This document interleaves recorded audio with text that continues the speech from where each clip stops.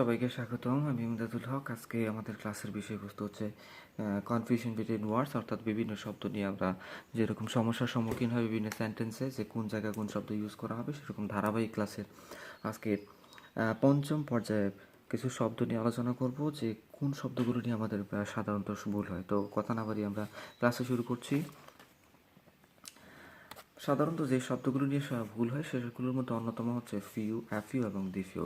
Class 9-10-এ যারা নবম দশম শ্রেণীতে যারা ট্যাগ কোয়েশ্চেন করে, তারা এরকম শব্দগুলো নিয়ে অধিকাংশ ক্ষেত্রে সমস্যার সৃষ্টি বা সমস্যার সম্মুখীন হয়। তো একটু বিষয়টা স্পষ্ট করে দিই। ফিউ, অ্যাফিউ এবং দিফিউ। সাধারণত ফিউ শব্দটা নেগেটিভ, ঠিক আছে। ফিউ শব্দটা নেগেটিভ, এর অর্থ হচ্ছে প্রায় কেউই না, প্রায় কোনোটিই না, অর্থাৎ যা আছে সেটা নগণ্য, সেটা ধরার যোগ্য নয়। ঠিক একইভাবে দ্বিতীয় বাক্যে দ্বিতীয় শব্দটা হচ্ছে অ্যাফিউ। অ্যাফিউ শব্দটা পজিটিভ, ঠিক আছে। এর অর্থ হচ্ছে অল্প সংখ্যক, অর্থাৎ সংখ্যায় অল্প। তবে এটা মনে রাখতে হবে, এই শব্দটা কাউন্টেবল নাউনের ক্ষেত্রে প্রযোজ্য। অর্থাৎ অ্যাফিউ অথবা দিফিউ অথবা ফিউ যাই বলি না কেন, সেটা মূলত কাউন্টেবল নাউনে প্রযোজ্য, যা গণনা করা যায়। এবার শেষ শব্দটা হচ্ছে দেফিউ, কিছু সংখ্যক। এখানে দুটোর মধ্যে পার্থক্য হচ্ছে অল্প সংখ্যক মানে হচ্ছে অনির্দিষ্ট সংখ্যক অল্প সংখ্যক, আর দেফিউ মানে হচ্ছে কিছু সংখ্যক, এবং এটাও পজিটিভ, দুটোই পজিটিভ। এখন এটার দ্বারা হচ্ছে বোঝাচ্ছে যে যা আছে তার মধ্যে পুরোটাই, সামান্যটুকু পুরোটাই। তবে একটু সহজ করে বলতে গেলে ফিউ একাকি বসলে নেগেটিভ, আর ফিউ এর আগে অ্যাফিউ বা দিফিউ বা কিছু নিয়ে বসলে সেটা পজিটিভ বা অ্যাফার্মেটিভ। ওকে, তাহলে সেন্টেন্সগুলো একটু দেখি। I have few friends here. আমার এখানে এখানে কী রকম অর্থ হতে হয় হচ্ছে, এই সেন্টেন্সের অর্থ হচ্ছে আমার এখানে বন্ধু নেই বললেই চলে।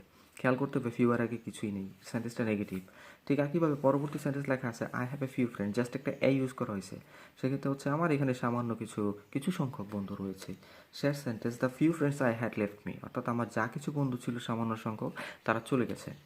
তো আশা করি বোঝা গেছে। এবার পরবর্তীতে আসি। এইসব শব্দটা লিটল, অ্যালিটল অথবা লিটল, এটা আনকাউন্টেবল নাউনে প্রযোজ্য। তো আগেরটার মোটামুটি বিপরীত, অর্থাৎ ফিউ এর বিপরীত এটা আনকাউন্টেবল নাউনে প্রযোজ্য এই লিটল। তো সেক্ষেত্রে লিটল শব্দটা নেগেটিভ, এর অর্থ হচ্ছে প্রায় কিছুই না, আর অ্যালিটল মানে হচ্ছে সামান্য পরিমাণ, যেটা এখানে যেটা বলছিলাম অল্প সংখ্যক। এবার পরে আসি, পরে যেটা লেখা আছে সেটা হচ্ছে দ্য লিটল। সো দ্য লিটলের শব্দটাও পজিটিভ, অর্থাৎ অ্যাফার্মেটিভ, এর অর্থ হচ্ছে সামান্য পরিমাণ যেটুকু আছে সবটুকুই। এবার সেন্টেন্স একটু খেয়াল করি, লেখা আছে he has little time to spare, অর্থাৎ তার সময় নেই বললেই চলে। এখানে কিন্তু সময় আনকাউন্টেবল নাউন এবং তার পূর্বে লিটল বসেছে, এবং এটা নেগেটিভ সেন্টেন্স। লিটল এখানে একাকি বসছে, তাই বোঝাচ্ছে যে প্রায় সময় নেই বললেই চলে। এরপর লেখা আছে I want a little water, অর্থাৎ আমি সামান্য কিছু পানি চাই। এরপর লেখা আছে I M a little tired, আমি সামান্য বা কিছু ক্লান্ত।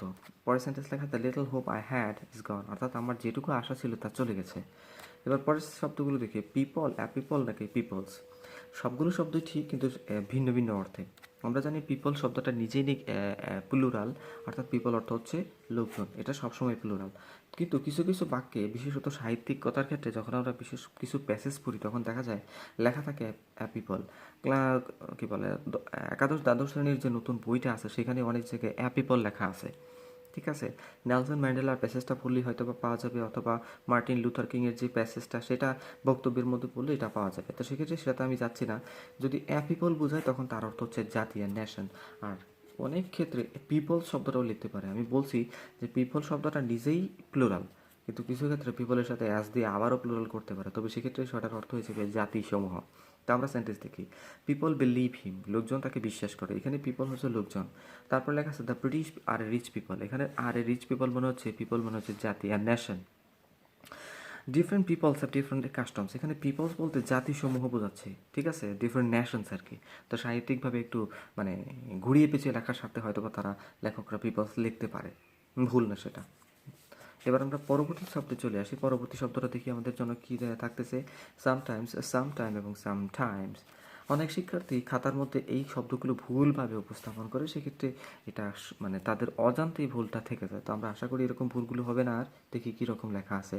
সামটাইম, যখন সামটাইম একসাথে লেখা হচ্ছে, তখন তার অর্থ হচ্ছে পূর্বের বা পূর্বতন, দ্যাট মিনস ফরমারলি। এই শব্দটা একটা অ্যাডভার্ব হবে, ঠিক আছে। আর যখন সাম এবং টাইম আলাদা লিখে ফেলে, তখন তার অর্থ হচ্ছে কিছু সময়, ঠিক ঠিক আছে? তখন সাম শব্দটা হচ্ছে একটা অ্যাডজেক্টিভ আর টাইম শব্দটা হচ্ছে নাউন। তাহলে বুঝতে পারতেছে যে এখানে আসলে বিশাল একটা পার্থক্য হয়ে যায় যখন সাম টাইম একসাথে লিখলে অ্যাডভার্ব হয় আর আলাদা লিখলে কিন্তু অ্যাডজেক্টিভ প্লাস নাউন হয়ে যায়। অর্থের পার্থক্য বিশাল। আবার লাস্ট ওয়ান হচ্ছে সামটাইমস, মাঝে মাঝে, এটা একটা অ্যাডভার্ব। তো সেক্ষেত্রে বেশ কিছু পার্থক্য থেকে যায়। সামটাইম মানে ফর্মালি পূর্বে অ্যাডভার্ব, সামটাইম কিছু সময় অ্যাডজেক্টিভ প্লাস নাউন, সামটাইমস যখন অ্যাস যুক্ত হয়েছে তখন অর্থ হচ্ছে মাঝে মানে, তার মানে হচ্ছে অকেশনালি, এটা একটা অ্যাডভার্ব। তাহলে আমরা সেন্টেন্সগুলো খেয়াল করে দেখি এখানে কী লেখা আছে। He was some time headmaster of the school, তার মানে এখানে হ্যাস সামটাইমের সাথে কিন্তু অ্যাস যুক্ত নাই, ঠিক আছে? তাহলে এখানে সামটাইম মানে হচ্ছে ফরমালি পূর্বে, তাহলে সে পূর্বে স্কুলের হেডমাস্টার ছিল। I have been writing some time, এখানে সাম এবং টাইম, তাহলে আমি কিছু সময় লিখছি। সামটাইম কিন্তু আলাদা লেখা হয়েছে, খেয়াল করতে হবে, আলাদা আলাদা দুটো শব্দ লেখা হয়েছে। এবার এটা একটা অ্যাডজেক্টিভ, এটা একটা নাউন।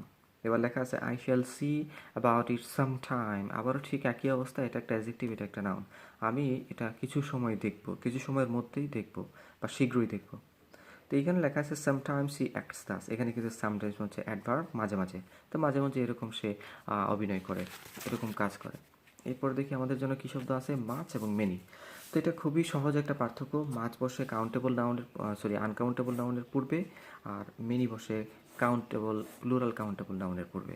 তাহলে আমরা সহজ কথায় মনে রাখবো, মাছ বসে আনকাউন্টেবল নাউনের পূর্বে আর মেনি বসে প্লুরাল কাউন্টেবল নাউনের পূর্বে।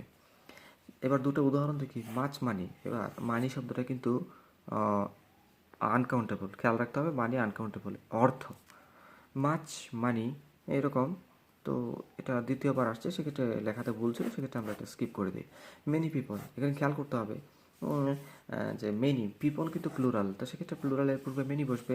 আবার বুক শব্দটা প্লুরাল কাউন্টেবল নাউন, তাই তার পূর্বে বসবে কি, মেনি, মাছ নয়। অনেক ক্ষেত্রে শিক্ষার্থীরা ভুল করে, তো আশা করি ঠিক থাকবে, ভুল হবে না। এবার ভেরি নাকি মাছ, আমরা মাছ বসাই কম্পারেটিভ ডিগ্রিতে অ্যাডজেক্টিভ বা অ্যাডভার্বকে মডিফাই করতে, ঠিক আছে? তাহলে আমরা কম্পারেটিভ ডিগ্রিতে অ্যাডজেক্টিভ বা অ্যাডভার্বকে মডিফাই করতে মাছ বসাই, আর ভেরি বসাই কোন জায়গায় সেটা দেখি। পজিটিভ ডিগ্রিতে অ্যাডজেক্টিভ বা অ্যাডভার্বকে, তাহলে সোজা কথা, যদি আমরা কম্পারেটিভ ডিগ্রিতে অ্যাডজেক্টিভ বা অ্যাডভার্বকে মডিফাই করতে যাই তাহলে মাছ, আর যদি পজিটিভ ডিগ্রিতে অ্যাডজেক্টিভ বা অ্যাডভার্বকে মডিফাই করতে যাই তাহলে হচ্ছে ভেরি। তাহলে আরেকটু সহজ করি, পজিটিভ ডিগ্রিতে ভেরি বসবে, আর কম্পারেটিভ ডিগ্রিতে মাছ বসবে। ওকে, আমরা দেখি এই সেন্টেন্সটা একটা positive degree sentence.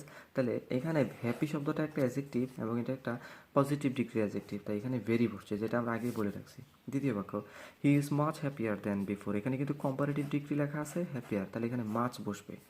Last sentence, the sight is very charming, charming শব্দটা একটা পজিটিভ ডিগ্রি সেন্টেন্স, তাই এখানে ভেরি বসবে। ওকে, তাহলে এখানে আমরা সহজ কথায় মনে রাখবো, মাচ বসবে কম্পারেটিভ ডিগ্রির পূর্বে এবং ভেরি বসবে পজিটিভ ডিগ্রির পূর্বে। ওকে ওকে, আপাতত এখানেই সমাপ্তি। পরবর্তী ক্লাসে আমরা আরও সকল শব্দ নিয়ে আসবো যেগুলো নিয়ে কনফিউশন তৈরি হয়। সকলকে ধন্যবাদ। আর পরবর্তী ভিডিও পেতে লাইক দিন, কমেন্ট করুন এবং অবশ্যই সাবস্ক্রাইব করুন, যাতে সহজে ভিডিওটা পেতে আপনাদের স্ক্রলিংয়ে ভিডিওটা পেতে সহজ হয়। ধন্যবাদ।